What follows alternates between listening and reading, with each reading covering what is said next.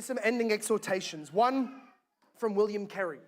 From the late 1700s into the 1800s, this was a man who gave his life to the missionary work, and he went into India and did a lot of good work. However, in the early years, he had to argue the English church into a mindset that missions even mattered.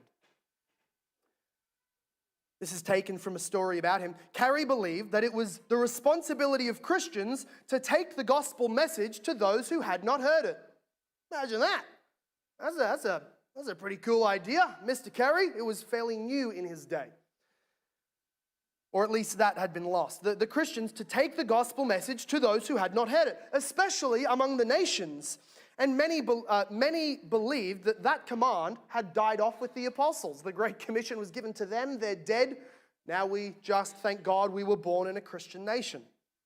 At a meeting of the Baptist leaders in the late 1700s, William Carey, a newly ordained minister, stood up and argued for the value of overseas missions. He was abruptly interrupted by an older minister who said, "Young man, sit down. You are an enthusiast. When God pleases himself to convert the heathen, he'll do it without consulting you or me." How very pious and holy is this guy who doesn't pretend that God has spoken to us in his word, commanding us to do just that. He was met with all kinds of hesitations and reluctance and resistance like this, arguing that that's no longer our job to do. God will save people. He's sovereign. You're a Calvinist, aren't you, William Carey? Well, he wrote a book called An Inquiry into the Obligations of Christians to Use Means for the Conversion of the Heathens. That was his book. And in it, he argued that Jesus' Great Commission applied to all Christians of that time, and he castigated and rebuked fellow believers of his day for ignoring it. Then he went into India and saw Bibles translated, churches started, and thousands saved by the Spirit of God. He wrote in that book, "Multitudes sit at ease and give themselves no concern about the far greater part of their fellow sinners who to this day are lost in ignorance and idolatry."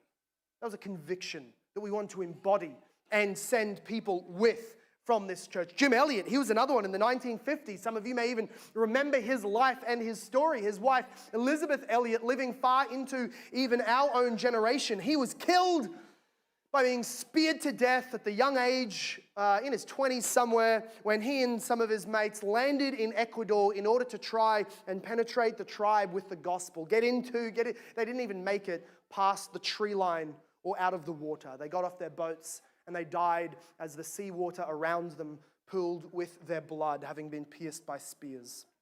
Before he died, having been also, like Carey, encouraged very holily, very, very piously, "Don't go, that's dangerous and stupid," Jim Elliot said this, "We are harmless Christians, and therefore we are unharmed.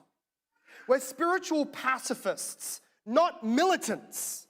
We are conscientious objectors in this battle to the death with principalities and powers in the high places. Meekness must be had for our interactions with men, but brass, outspoken boldness is required to take part in the comradeship of the cross." We're all just sideliners, coaching and criticizing the real wrestlers while content to sit by and leave the enemies of God unchallenged. The world cannot hate us. We are far too much like them. Oh, that God would make us dangerous. Well, he became a harm to the kingdom of the devil, and so he was harmed by the devil. It was his wife who was then able to go in after his death and see the gospel propagate among the people that killed her husband. Praise God.